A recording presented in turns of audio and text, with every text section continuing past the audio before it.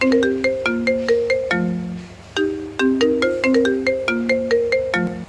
যে বন্ধুরা শুনছো, নতুন নতুন রোমান্টিক ভালোবাসার গল্প পেতে ও শুনতে চাইলে আমাদের সাগর অফিসিয়াল চ্যানেলটি সাবস্ক্রাইব করে বেল বাটনটি অন করে দিও। লাইক কমেন্ট করতে মোটেও ভুলবেন না কিন্তু। ধন্যবাদ সবাইকে। এই ছোট লোকের বাচ্চা ছ্যাচরা, তুই আমার রুমে ঢোকার সাহস কিভাবে পেলি? তোমাকে চাচি আম্মা ডাকে। তুই আমার রুমে ঢুকলি কেন? সরি। এই ছোট লোক, তোর কি কখনো আক্কেল জ্ঞান হবে না? কারো রুমে প্রবেশ করতে হলে অনুমতি লাগে। তুই কি অনুমতি নিয়েছিস? না। তাহলে প্রবেশ করলি কেন? আর এমন হবে না। আমার সামনে থেকে যা। এই হচ্ছে অ্যানি, মা বাবার একমাত্র মেয়ে। অ্যানি মেয়ে হিসেবে বদমেজাজি, বাকিটা কেমন সেটা আপনারা গল্পেই দেখতে পারবেন। আর শান্ত, তার নাম অনুযায়ী খুবই শান্ত। শান্ত এতিমখানাতে বড় হয়। এতিমখানা থেকে অ্যানির বাবা শান্তকে তাদের বাড়িতে নিয়ে আসে। অ্যানি আর শান্ত একই বয়সের, দুজন একই ক্লাসে পড়ালেখা করে। অ্যানি শান্তকে সহ্য করতে পারে না। শান্ত যেন অ্যানির চোখের কাটা। মা, আমাকে ডাকছো? হ্যাঁ, তুমি ডাকলে শান্তকে কেন আমার রুমে পাঠাতে হবে? কি হয়েছে? কিছু না, বলো। কি হয়েছে সেটা তো বলবি। জানো যে ওরে দেখলেই আমার গা জ্বলে, তাও কেন এই ছোট লোকের বাচ্চাকে পাঠাও? এই চুপ কর, তুই কি সারা জীবন এমনই থাকবি? হ্যাঁ, আমি এমনই থাকবো। ওরে আমার সামনে আসতে না করবা বলে দিলাম। আচ্ছা শোন, যেটার জন্য ডাকলাম, বলো। আজকে আমরা সবাই তোর বাবার বন্ধুর মেয়ের বিয়েতে যাব। আমরা সবাই মানে? সবাই। কে কে? তোর বাবা, আমি, তুই আর শান্ত। তাহলে আমি যাব না। কেন? শান্ত গেলে আমি যেতে পারবো না।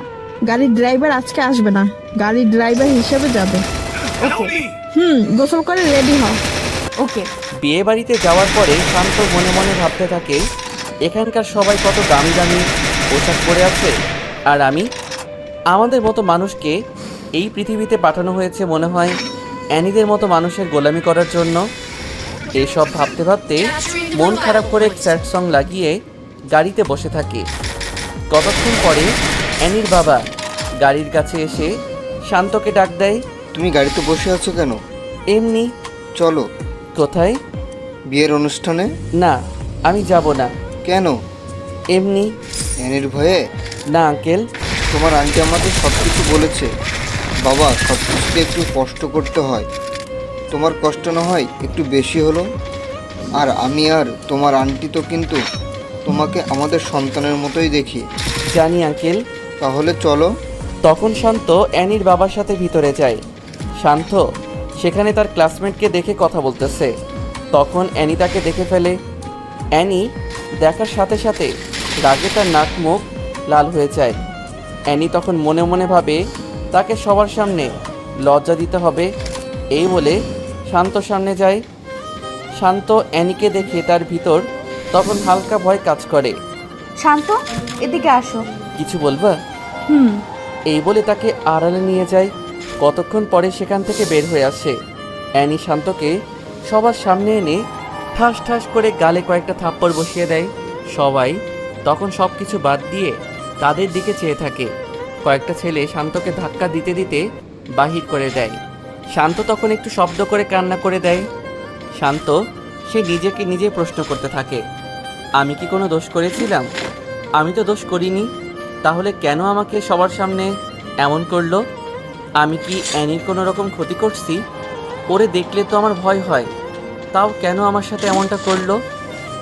মা বাবা নাই বলে হয়তো আজ এমনটা করলো। এইসব ভাবতে ভাবতে গাড়ির ভিতরে ঢুকে গ্লাসগুলো আটকিয়ে কান্না করতে থাকে। প্রায় 30-35 মিনিট পরে অ্যানির বাবা শান্তর কাছে ছুটে আসে। শান্ত, কি হয়েছে? চোখ মুখ হাত দিয়ে মুছে, কিছু না আঙ্কেল। অ্যানি নাকি তোমাকে থাপ্পড় দিয়েছে? তা কিছু না আঙ্কেল, আমাদের জন্মই তো মাইর খাওয়ার জন্য, কারণ আমরা তো এতিম। বাবা, এভাবে বলিস না। বাড়িতে যাওয়ার পর এর শেষটুকু দেখব। সন্ধ্যার দিকে সবাইকে নিয়ে শান্ত গাড়ি ড্রাইভিং করে বাসায় ফিরে। বাসায় আসার পরে শান্ত কান্না করতে করতে শান্ত রুমে চলে যায়। শান্ত রুমে ঢুকে দরজা আটকিয়ে কান্না করতে থাকে। কতক্ষণ পরে অ্যানির রুম থেকে চিল্লাচিল্লির আওয়াজ শোনা যাচ্ছে। এমন আওয়াজ শুনে শান্ত রুম থেকে বের হয়ে দেখে আঙ্কেল অ্যানির সাথে চড়া কণ্ঠে কথা বলতেছে। তর্ক হতে হতে এক সময় অ্যানিকে থাপ্পড় মারে। অ্যানিকে থাপ্পড় দেওয়ার পর অ্যানি হঠাৎ চুপ হয়ে যায়। আঙ্কেল, অ্যানিকে মারছেন কেন? ও আস্তে আস্তে বেয়াদব হয়ে যাচ্ছে। ও যে আমার মেয়ে, সেটা ভাবলে আমার কষ্ট হয়। আল্লাহ জানে কোন পাপের কারণে এমন মেয়ে আমাদের ঘরে জন্ম নিয়েছে। থাক, আপনি এসে পড়ুন বলে অ্যানির বাবাকে শান্ত অন্য রুমে নিয়ে যায়। কয়েকদিন পরে শপিং করার জন্য অ্যানির বাবা অ্যানির সাথে শান্তকে পাঠায়। শান্ত যখন গাড়ি স্টার্ট করলো তখন ওইদিকে পার্কের কাছে নিয়ে যা। কেন? ওই কুত্তার বাচ্চা, এটা কি তোকে বলা লাগবে?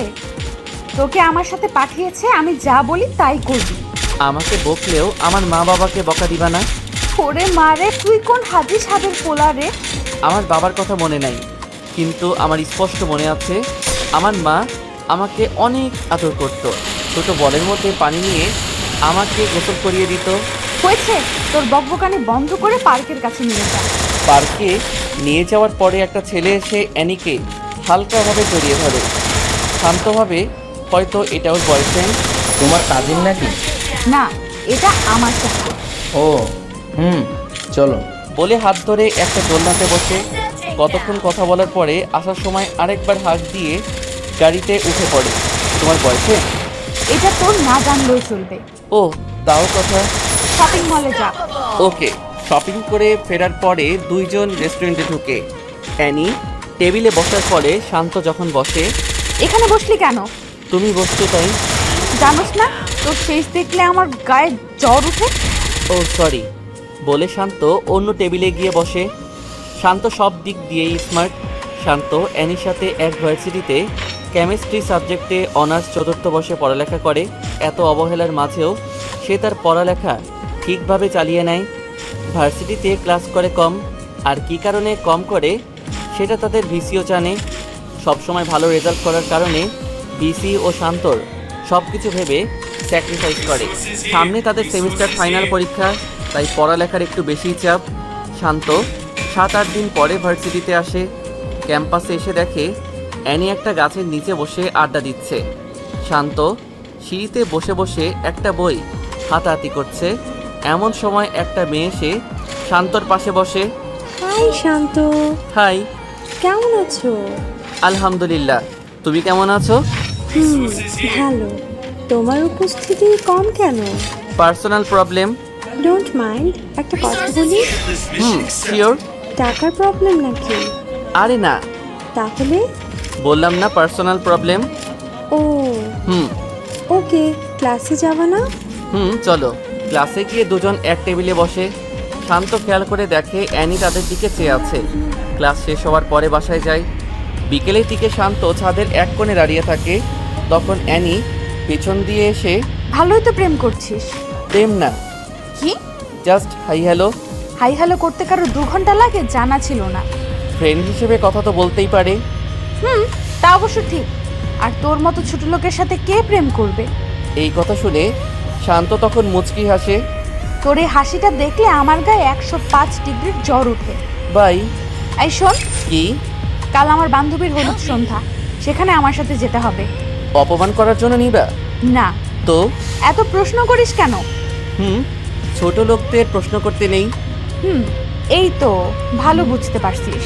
বাই বলে পরের দিন অ্যানি শান্তকে সাথে করে নিয়ে যায়। সেখানে নিয়ে যাওয়ার পরে দেখে একবার এক একজন নাচানাচি করছে। দোস্ত, আসতে এত দেরি করলি কেন? রাস্তায় জ্যাম ছিল রে। ও শান্ত, ওইখানে গিয়ে বসো। ওকে। শান্তর আশেপাশের চেয়ারে অ্যানি আর অ্যানির কিছু বন্ধু বসে আছে। হঠাৎ একটি মেয়ে এসে শান্তর সাথে বসে। Hi, hi. কেমন আছো? ভালো। চলো কোথায়? নিরিবিলি জায়গায়। কেন? কথা বলবো। না, আমি যাব না। ভয় পাও নাকি? আমার ভালো লাগে না তাই যাব না। এখানে ভয়ের কি হলো? তখন মেয়েটি শান্তর কাঁধে হাত রাখে। ছাড়ুন বলছি। না ছাড়লে কি করবা? শান্ত তখন পিছনের দিকে চেয়ে দেখে অ্যানির বন্ধুরা এসব দেখে হাসাহাসি করছে। শান্তর তখন বোঝার বাকি থাকলো না যে মেয়েটা কিসের জন্য তার সাথে এমন করছে। আমাকে এসব করে কি মজা পাও? একটু হাসাহাসি করো, তাই না? আমার জায়গায় যদি তুমি থাকতে তাহলে কি করতা? আমি গরিব বলে এসব করো, তাই তো? আসলে হয়েছে, আর বলতে হবে না। অ্যানি আমাকে সহ্য করতে পারে না, কিন্তু আমাকে সাথে করে নিয়ে আবার এখানেও আসছে। আমি আগেই জানতাম অ্যানি আমাকে নিশ্চয়ই অপমান করার জন্য নিয়ে আসছে। বলো, তোমার সাথে কোথায় যেতে হবে? আড়ালে নিয়ে কিছু মার খাওয়াবা, তাই তো? আড়ালে নেওয়ার দরকার নেই। আমার মতো ছ্যাঁচড়া ছোট লোককে সবার সামনেই থাপ্পড় মারা যায়, যেমনটা প্রায় সব ধনী লোকটাই মারে। আমাকে এখানেই থাপ্পড় মারো, কিচ্ছু বলবো না বলে শান্ত চোখের পানি ছেড়ে দেয়। মেয়েটি এসব শুনে তার হাসি মুখটা যেন নিমিষেই খারাপ হয়ে যায়। সরি।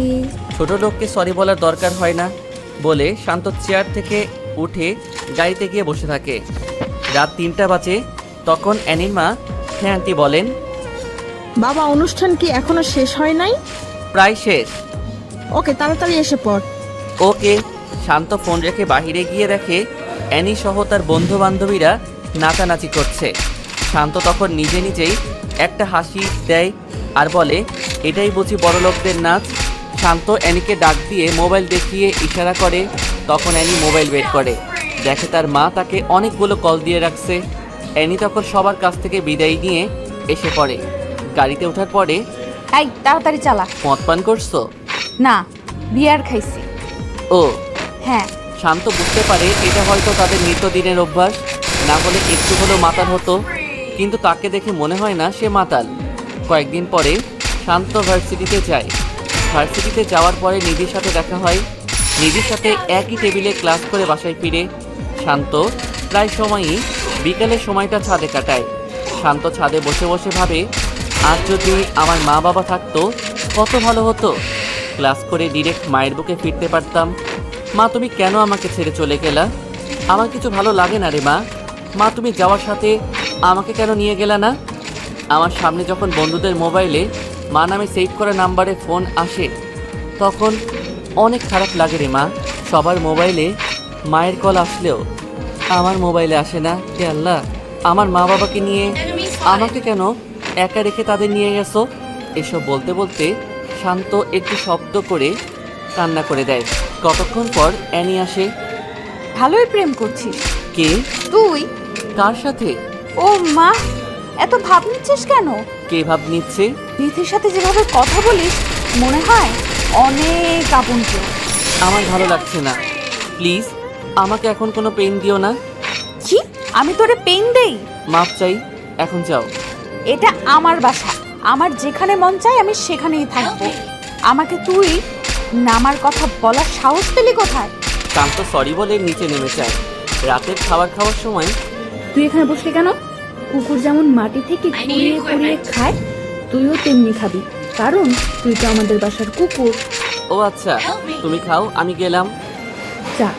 আজকে অ্যানির বাবা ও অ্যানির মা দুজনে বেড়াতে গেছে। অ্যানির মা বাবা সামনে থাকলে হয়তো এসব বলতে পারতো না। শান্ত খেতে বসেও না খেয়ে চলে আসছে অ্যানির কথার জন্য। রাত শেষ হয়ে সকাল হয়।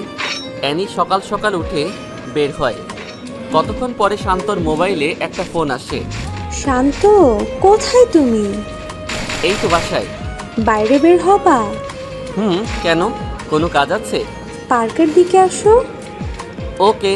শান্ত বের হয় নিধির সাথে দেখা করার উদ্দেশ্যে। নিধি শান্ত রিয়েল ফ্রেন্ড, কারণ সবসময় শান্তর খবর নেয়। শান্তর সাথে ক্লাস করে।